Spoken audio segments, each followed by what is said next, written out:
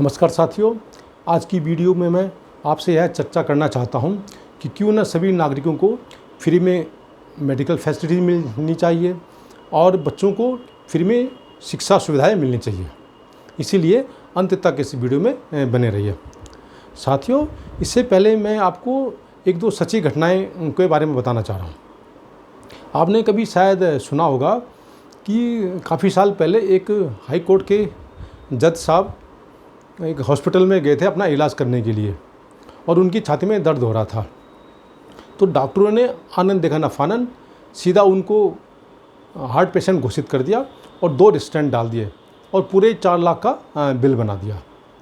बाद में जज साहब ने फिर सेकंड मेडिकल ओपिनियन लिया तो पाया कि उनको तो गैस की तकलीफ़ थी, मतलब उनके पेट में गैस हो गई थी, उससे वजह से छाती में दर्द हो रहा था। तो जब उनको ये पता चला तो उन्होंने फिर सीधा उस हॉस्पिटल पर मुकदमा ठोक दिया पूरे 5 लाख का पेनल्टी के रूप में। तो साथियों, जब ये हॉस्पिटल वाले एक जज जैसे बड़ी हैसियत वाले को इस तरह से मतलब मिसगाइड कर सकते हैं तो एक आम गरीब जनता का तो क्या हाल होगा। अभी पिछले ही दिनों हमारे एक रिलेटिव अपनी पथरी का इलाज करने के लिए एक नामी गिरामी हॉस्पिटल में गए थे और उनको बताया गया कि 60,000 में आपका पथरी का ऑपरेशन कर दिया जाएगा।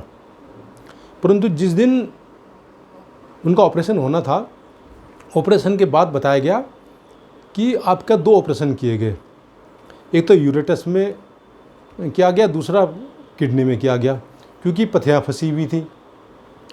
जबकि 4 दिन पहले ही कलर एक्सरे में सिर्फ एक जगह ऑपरेशन करने के बारे में बताया गया था और इस हिसाब से उन्होंने फिर बजट भी बढ़ा दिया लगभग 1,80,000 का।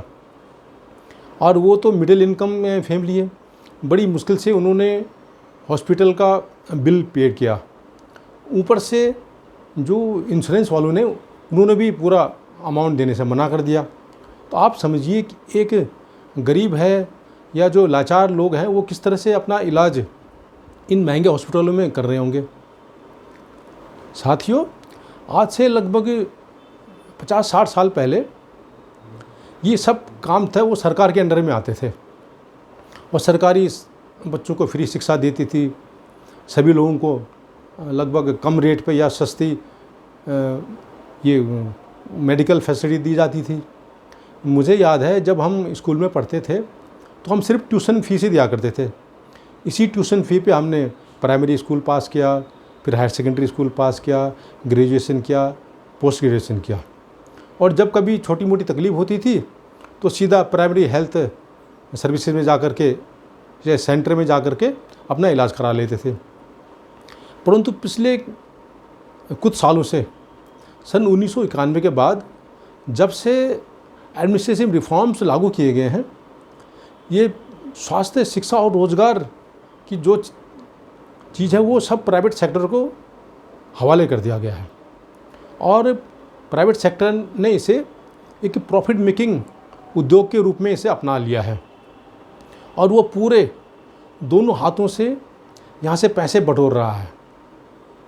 तो साथियों, अब जो स्वास्थ्य और शिक्षा का क्षेत्र है वो प्रॉफिट मेकिंग इंडस्ट्री बन चुका है और इस पर बड़े बड़े धनासेठों का, कॉरपोरेट हाउसेस का और पूंजीपतियों का कब्जा हो चुका है और इससे वे पूरी जनता को मतलब निचोड़ रहे हैं, उनका एक्सप्लॉयटेशन कर रहे हैं।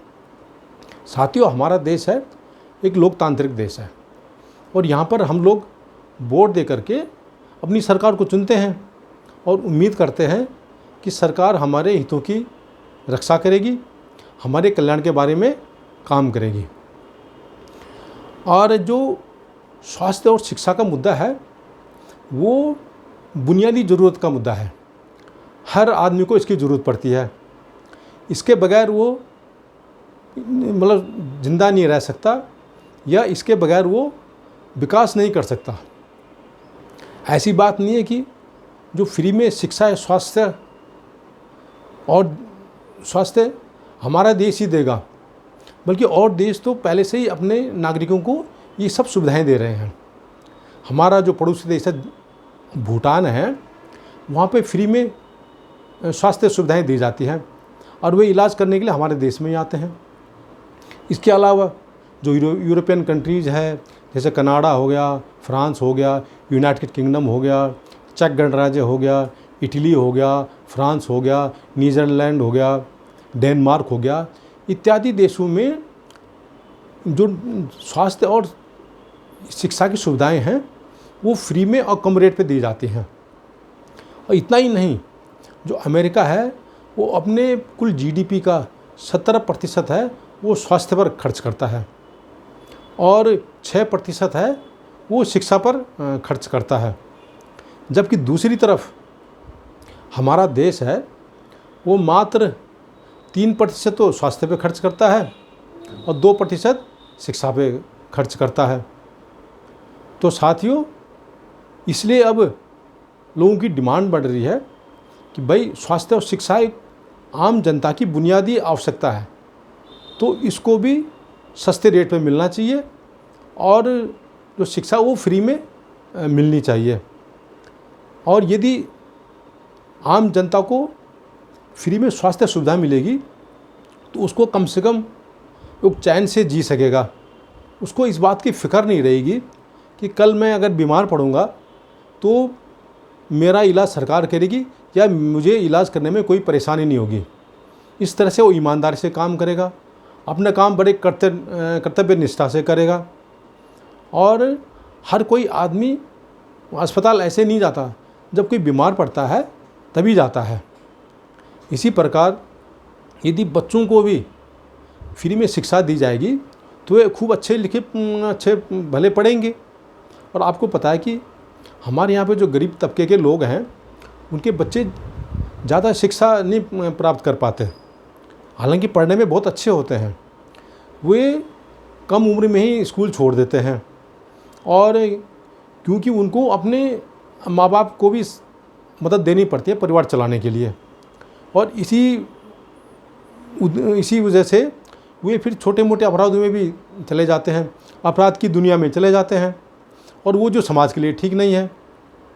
यदि सभी को फ्री शिक्षा मिलेगी तो सभी खूब पढ़ेंगे और उच्च शिक्षा प्राप्त करेंगे। और आपको पता है कि गरीब को बच्चा होता है वो अभाव में जीतता है, तो वो बड़ी मेहनत करते हैं अपनी शिक्षा पे या किसी काम पे।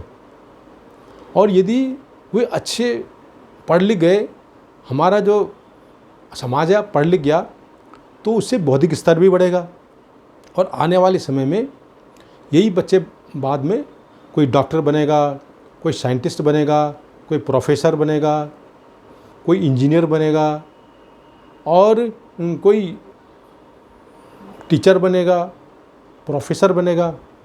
तो इससे क्या होगा, हमारा देश विकास करेगा और हम लोग फिर विश्व गुरु बनने की तरफ बढ़ेंगे। इसीलिए साथियों, मैं आपसे गुजारिश कर रहा हूँ कि आप भी इस बात को आगे बढ़ाइए कि भाई आम जनता को फ्री में स्वास्थ्य और शिक्षा की सुविधाएं उपलब्ध होनी चाहिए। नहीं तो क्या है कि आजकल ये जो प्राइवेट सेक्टर है, जिन पे बड़े बड़े धन्ना सेठों का कब्जा हो गया है, पूंजीपतियों का कब्जा हो गया है, और ये हमें आम जनता को निचोड़ रहे हैं। आपने भी कभी देखा होगा कि जब आप अपने बच्चों को आगे पढ़ा रहे हैं तो आप नोटिस कर रहे होंगे कि हर साल उनकी लगातार फीस बढ़ती जा रही है। इसके अलावा और भी खर्चे हैं, जैसे कई बार वहाँ पे मेले लग जाते हैं, कई बार वहाँ पे ये बिल्डिंग फंड ले लेते हैं। इतना ही नहीं, जब आप पीटीए मीटिंग में जाते हैं तो आपको एहसास कराया जाता है कि भाई आप बड़े स्कूल में पढ़ रहे हैं, अगर आप इतनी फ़ीस नहीं दे पाएंगे तो आपको बच्चे को निकाल दिया जाएगा। और सरकार जो है इन हॉस्पिटल वालों को या इन स्कूल वालों को, जो कि प्राइवेट या पब्लिक स्कूल हैं, उनको फ्री में मतलब कंसेशन रेट पे ज़मीन उपलब्ध कराती है, साथ साथ बिजली और पानी को भी कंसेशन रेट पे देती है। और जो स्कूलों के जो बस परमिट है उनको भी छूट देती है और उनसे उम्मीद करती है कि वे अपने स्कूलों में कम से कम 25% है वो गरीब बच्चों को भी वहाँ एडमिशन दें। इसी प्रकार हॉस्पिटलों में भी लगभग 25% जो गरीब लोग हैं उनको भी इलाज करना चाहिए, परंतु ये हॉस्पिटल वाले ऐसे नहीं करते हैं, क्योंकि स्वास्थ्य और शिक्षा का जो एक क्षेत्र है अब प्रॉफिट मेकिंग उद्योग बन चुका है, लाभ कमाने का एक जरिया बन चुका है, व्यवसायीकरण हो चुका है। तो साथियों, यदि आपको मेरा ये वीडियो पसंद आए तो इसे ज़रूर लाइक कीजिए, शेयर कीजिए, सब्सक्राइब कीजिए।